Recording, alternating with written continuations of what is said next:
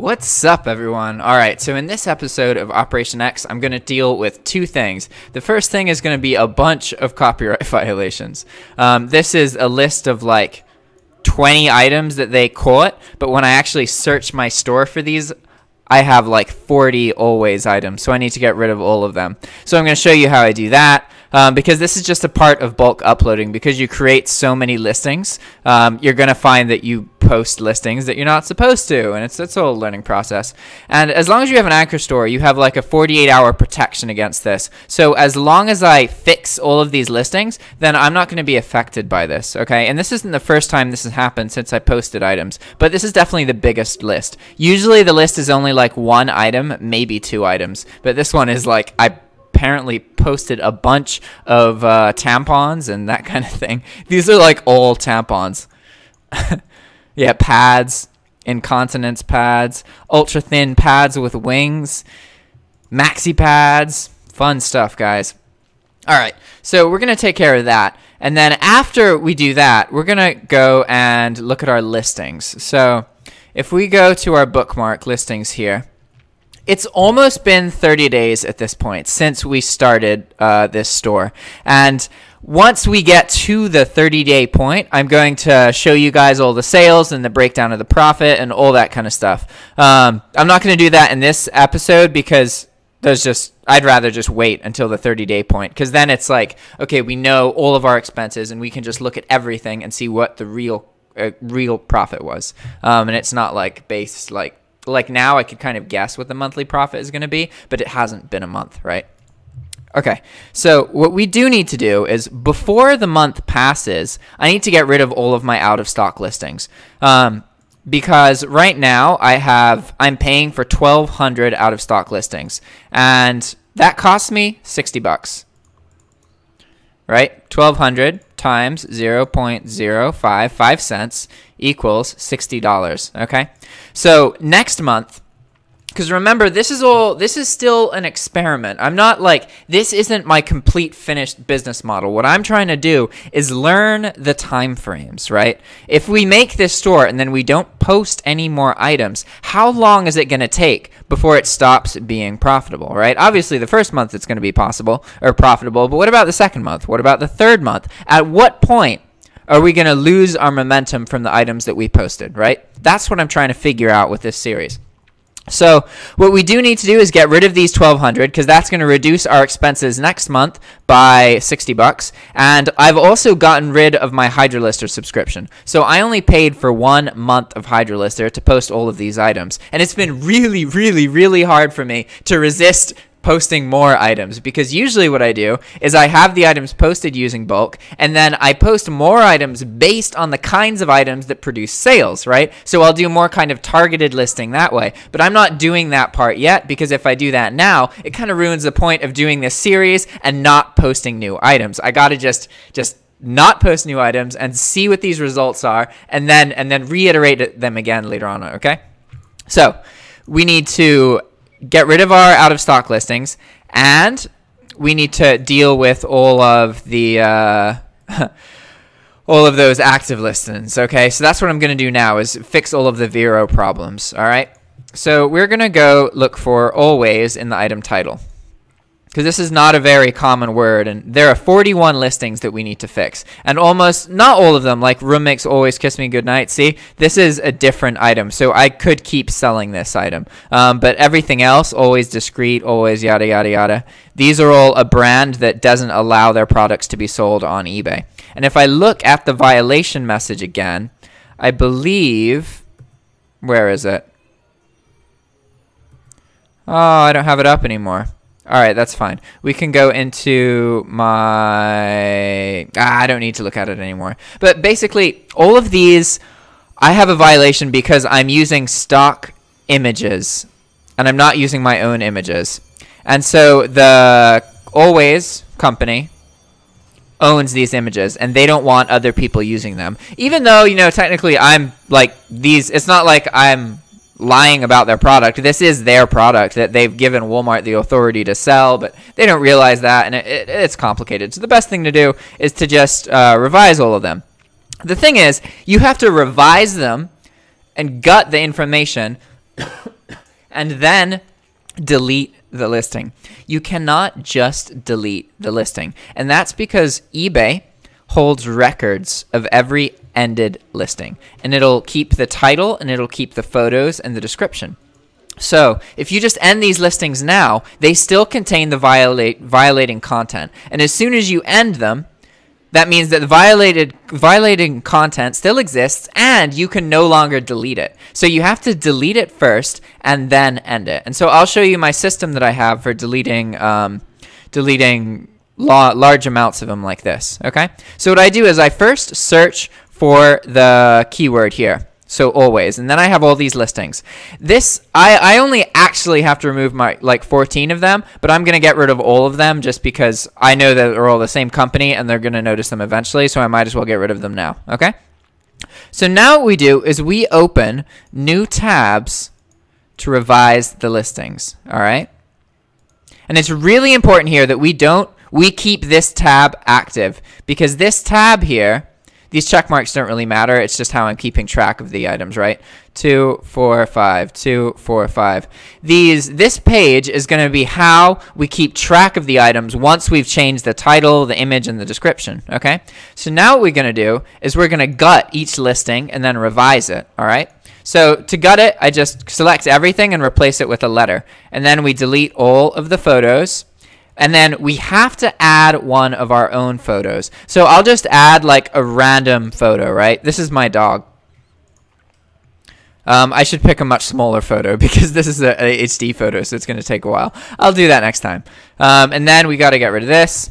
And the reason you have to get rid of the images is because the images themselves are copyrighted. And you don't always have to get rid of the description or the title, but if one of the violations is from a trademarked word, then you do have to get rid of every occurrence of that word in your description and in your title. So by deleting the title, adding a new photo, and deleting the description, then you're covering yourself regardless to whether it was a trademark violation of an image or of a word, okay? So this will fix both scenarios. And now again, we just do the same thing, right?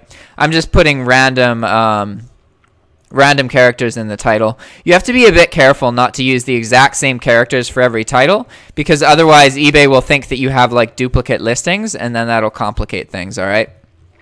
And this is going to take a little bit. I know it's going to be kind of boring to you guys just seeing me do this 40 times. But unfortunately, this is kind of what happens. And this list is actually quite big. I rarely have to do this many at once.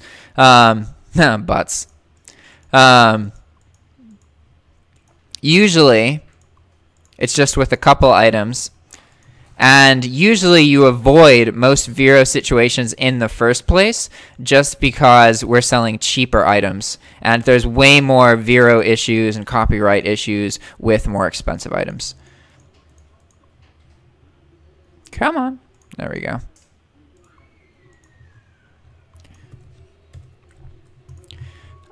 I'm listening to the Shrek soundtrack. It's one of my favorite soundtracks. I really like it. All right, so we've edited those, and we're going to keep this tab open. So normally what I would do is I would do that with all 41 of those listings. I'm not going to do that in this situation because I just want to show you guys how to do all of this, right? So what we would do is we would do what I just did to these 5 listings, to all of these listings. So at this point, we can't find the listings by searching for always anymore because we've changed the title.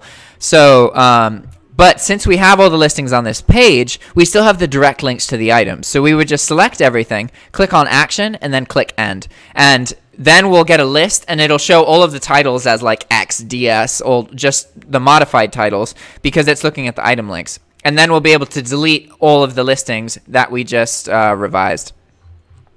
All right. So now what I need to do is show you how I'm going to be deleting items. Okay. And now this part is actually going to be easier because I think we can delete like, how many can we delete at a time? I don't remember. We're going to go to status here and just enable out of stock and then click search. And I think we can delete, edit. Okay, so we can delete 500 at a time. So first, we're going to delete the first 500.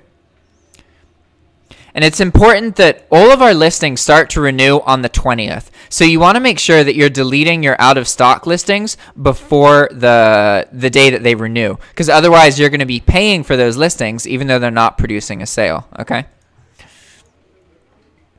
And there is an argument that, okay, yeah, what if these items come back in stock? It is true that I am deleting some items that will come back in stock and could possibly produce sales, but the reality is that most of these items are going to stay out of stock, and I'm just going to be paying for stuff that isn't going to produce any money.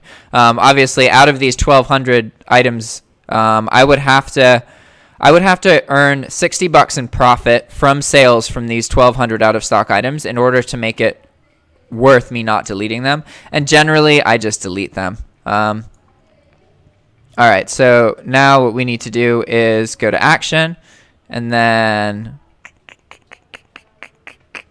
can we not delete them this way? Interesting. It's possible that we can't actually delete it in this column because it's just to edit things. And then the actions. Oh, remove listings. All right, sweet. Oh. No, okay, gotcha. That's not going to do anything. Okay, so this isn't going to work. What we have to do is edit or delete everything 200 at a time. And that's not going to be that bad. I'm going to show you how to open everything up really quick. We're going to copy this, and we have 7 pages to work with, right? So we're pasting the link, and then we're just changing the page number. If I can find the page number. All right, we're going to do this a smarter way. We're going to go into Session Buddy, and then import, and we're going to make the list. 1, 2, 3, 4, 5, 6, 7. Right? All right, and now we need to find the page number. Page number, here we go. 2, 3, 4, 5, 6, 7. All right. Now we're going to open this up. Awesome. And so from here, we're going to be able to just select everything, click Action, and then click End. And then we're going to do that on each of these pages. So we're going to be able to fairly quickly delete all of these items, right? Click End. Now we go here, do the same thing. Action End. So each of these pages has 200 items. So as you can see, it's actually pretty quick to delete like 1,200 items at once. And some people get worried about, like, oh, if you're deleting too many items at once, you're going to get flagged, or if you're posting too many items at once. Maybe that's true sometimes, but at least in my situation, I think I've established enough history of this that I don't have problems with it. I mean, there are times that I've posted like 30,000 items over like a period of days, and I haven't gotten like a listing ban or anything. I've gotten in trouble with the VERO stuff before, and I've gotten temporary listing bans where I can't post anything for 7 days. But one of the advantages of bulk is you do most of your posting in such a short amount of time that by the time they realize the bans, you've usually posted most of your items anyway. So it's not a big deal to not be able to post items for 7 days, right? Okay, cool. So now as soon as all of these are processed, it'll go to this page. Your listings have ended, right? So we should be able to minimize this and then go back to our active listings here. And now if we search for, if we search for our out of stock listings, this number will be much less. It's not going to be 0 yet. Oh, it is almost 0. It's 12 now. So most of these pages have finished. This one is finished. This one has, this one has, this one has, this one has. Look at that. Now let's refresh. There we go. All right, so we have no more out-of-stock listings. We've completely eliminated them. So now our total listings is exactly 106, or 10,600. Cool. So now I guess that's actually the end of this video. I was going to show you guys how I'm deleting the out of stock items and also how I'm responding to those VERO violations. So now I'm just going to respond to the rest of those. And then the next video of this series is going to show you guys how much money we made in our first month and what I'm doing to lower our operating expenses for the second month. Because our operating expenses for the first month are going to be like $150 more than the second month. So that's going to help us keep more of the money that we're getting from the sales, right? All right, guys, I'll catch you next time. Ciao.